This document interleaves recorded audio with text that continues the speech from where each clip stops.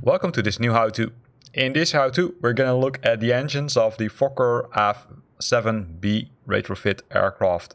I'm using the KLM livery, as you can see, and we're currently located at Rotterdam The Hague Airport. It's nice, weather, right? No clouds, sun is still shining, but it's pretty cold. And what we're going to do is we're going to look at how you can optimally use the engines, because there are a lot of things which you need to take care about, and also some things which, if you don't do it, it will damage the engine, or in worst case it will damage the aircraft. So let's go inside and let's have a look.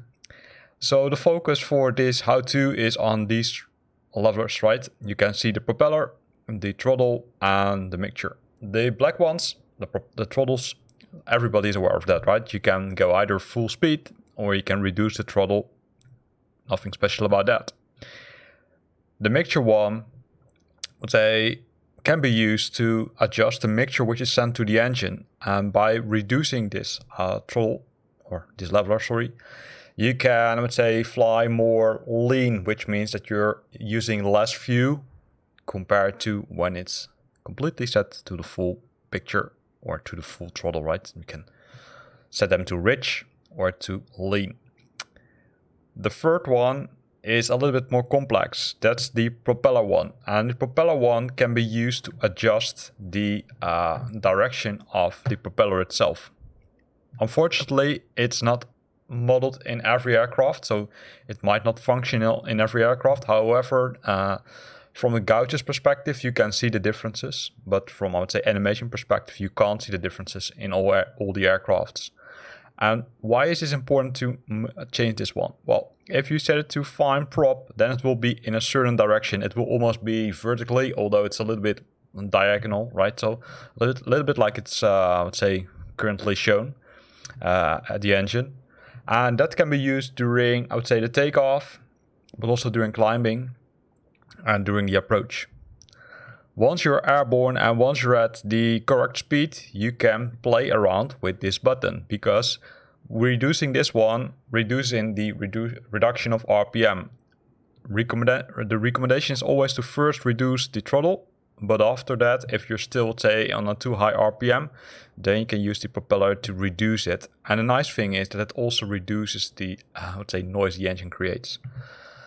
Because if you don't do that, you will become into the danger zone. And that's where these gouges come into, right? You can see the blue mark here, you can see the green part here, the yellow part here, and here's the red zone. If you're too long in this red zone, then it's not good for the engine. And then eventually it will, say, get damaged, or get damaged sooner than normally. So that's not what we want, of course. So ideally, you should be either in the green or in the yellow part. I would try to stay in the green part, because that's the most optimal thing.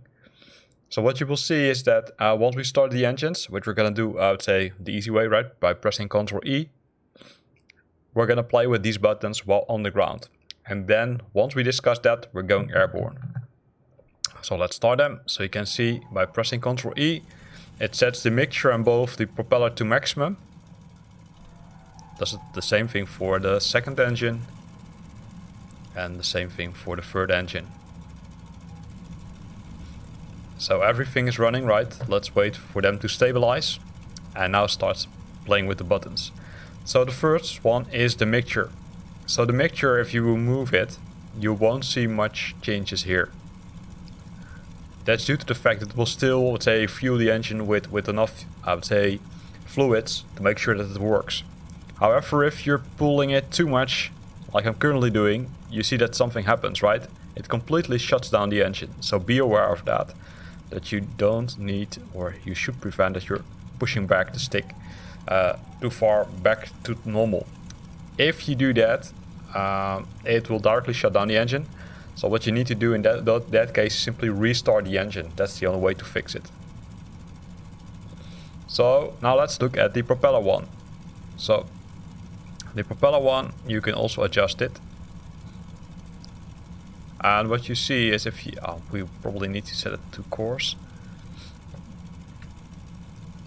you would see that it normally reduces the RPMs, right? So let me give a little bit more throttle so we can see the difference there. So here you can see it, right? So we increase the throttle for all the engines, but you can see that the RPM of the first engine is lower compared to the other engines. If we look at the view, right? Let me zoom in a little bit. You can also see that it's lower compared to the other engines. So this is how you can, I would say, reduce view, but also prevent that the engine is overheated, because you can see that the temperature also is lower compared to the other engines, right? The other engines are, I would say, in the yellow zone, and let's say the left engine is in the green zone. So enough talked about that.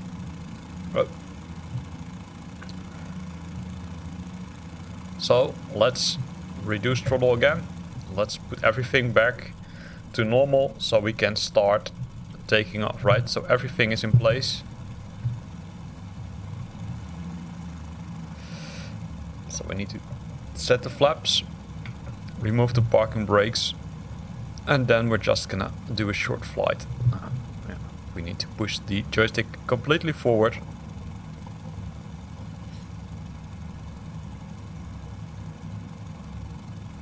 And then we can slowly taxi to the runway.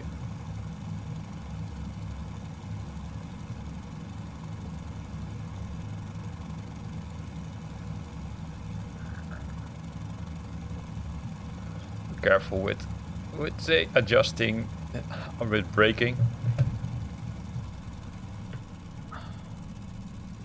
because else you will touch the ground with your propellers. This aircraft.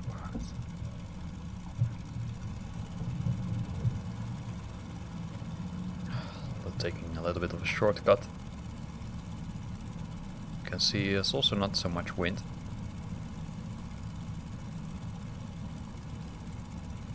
So here we are at the runway. So let's go and increase the throttle.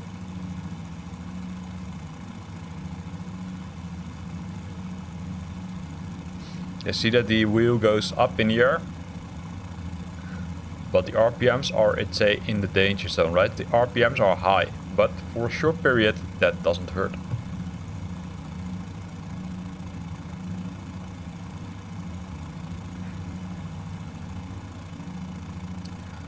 So we're airborne. Gonna push back the stick a bit. Be careful because the aircraft is very sensitive. And once we're airborne and once we're climbing, we need to adjust the RPMs. If you don't do it, you will blow up the aircraft. So we're gonna first do first thing, right? That's reducing the throttle. If you're reducing the throttle, you can already see, although it might be hard to see for you,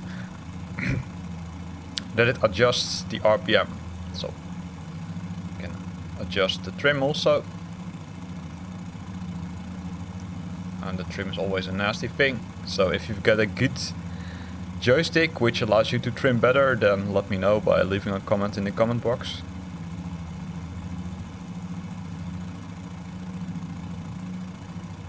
Because we need to ensure that we're still climbing while, say, explaining stuff. So it's climbing now with a very slow rate. You can see that although we reduced almost the engine power to almost nothing, you can still see that the engines are in the red zone. So we need to take some measurements, because else we will come into the danger zone with our engine. So you can leave it in the green zone. Sometimes it requires you to, let's say, play around a little bit with it. So now it's in the green zones, right? So we can still maintain, I would say, a nice speed, but at least the engines are now in the green zone. So one of the things which I found out is that if you don't do this with this aircraft, it will probably damage the aircraft and you will, let's say, need to start flying again. So while doing this, you can see that all the meters are now in the correct zone. You can see that the fuel temperature is in the yellow zone, so we can also reduce the mixture to make sure that we're flying more lean. But again, be careful with this. If you're pushing it back too far, then you're screwed. One warning about changing the RPM is that you might need to adjust the RPMs. If you don't do that, or if you're reducing the RPMs, you might need to adjust the trim, because your aircraft goes slower, but let's say you're still flying, right? So it might request you to adjust the trim a bit. Now let's look at the front of the aircraft. We should have done this, I would say, while on the ground, because you can see that the rotation of the engines is different, right? Let me show it. By pushing one of the engines to max, you can see that this one makes far more rotations per minute than the other ones, which makes sense because the RPMs are higher, right? So reducing this reduces the RPM. So how far can you go? Well, you can, let's say, pull it back, but don't do it too far, because if you're going to below the 1500 RPM, it's, I would say, yeah, it has an effect on the speed also of the aircraft. So let me do that and show you what happens.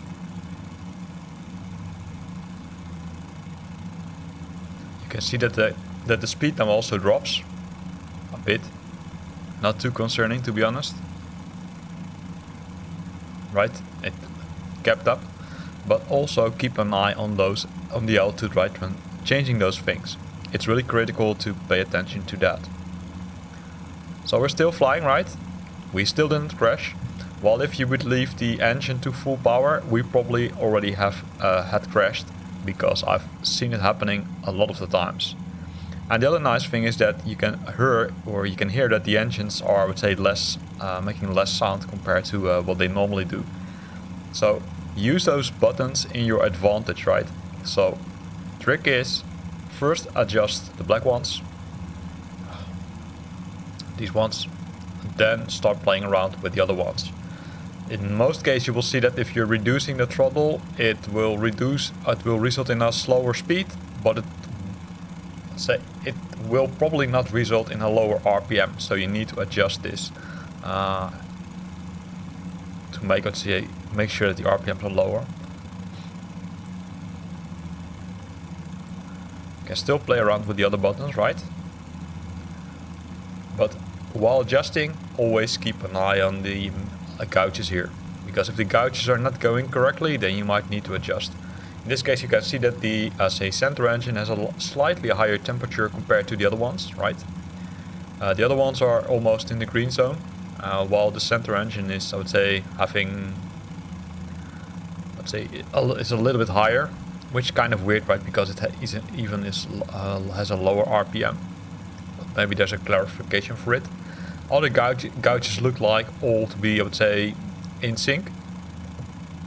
So it could be something which we need to look at, or which the developer might need to look at, because maybe it's not good, but maybe there's a valid reason for it. If you know the reason for it, why this one is higher than the other ones, let me know. So this is how to manage the engines, right? There are three buttons which we didn't discuss, and those are the fuel valves. But normally you won't you won't use them, right? Because I can do it while speaking. I can simply do it like this, and what you normally would see is that if you close the fuel valve, it will shut down the engine. For some reason in this case it doesn't work yet, so it looks like that those buttons are reacting, but they're not functioning correctly. Normally they are used for emergency access only, right? That's also being meant here. Emergency fuel oil shut off lever, pull up to close. And which is kind of weird, because if it's pull up to close, then you would expect this to be closed as we speak, right? So that's something which probably needs to be fixed in a future release of the aircraft. So these are not, say, really having a function as far as I found out. These three, which are the most important ones, still have a function, and you can still use them to make sure that you're flying correctly and not, I would say, damaging the aircraft. So here ends this how-to. In this how-to we discussed how you can use the three levelers here to manage the engines of the Fokker F VII Retrofit aircraft. The other Fokker F VII aircrafts don't have these three levelers. They only have one leveler to manage the engine, as far as I'm aware. There's no other option. So I hope you liked this video. If you liked it, then consider to use the like button. If you've got questions or comments, then feel free to post them in the comment box below. And if you want to stay up to date about new videos I'm posting, then make sure that you're subscribing to my channel. Thanks for watching, and see you next time.